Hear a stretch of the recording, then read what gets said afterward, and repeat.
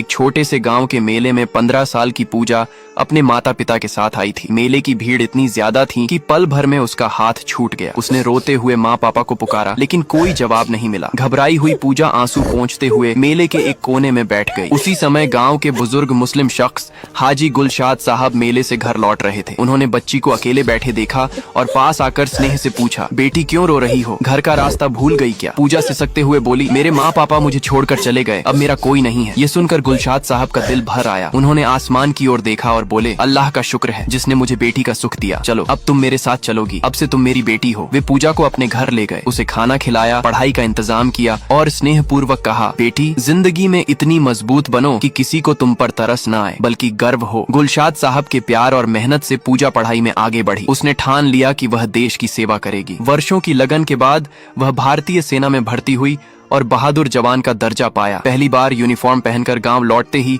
पूजा ने गुलशाद साहब के पैर छूकर कहा, अब्बा आज मैं जो हूँ आपकी वजह से हूँ, आपने मेरी जिंदगी बदल दी। गुलशाद साहब की आंखों से खुशी के आंसू बह निकले। उन्होंने कहा, बेटी मजहब और जात पात से बड़ा कोई धर्म नहीं, सबसे बड़ा धर्म इंसानियत और देशभक्ति है। तुमने दोनों का मान रखा। गांव के लोगों ने उस दिन समझा शिक्षा और इंसानियत सबसे बड़ी ताकत है। तो दोस्तों, अगर आप सच्चे देशभक्त हो तो लाइक सब्सक्राइब जरूर करना।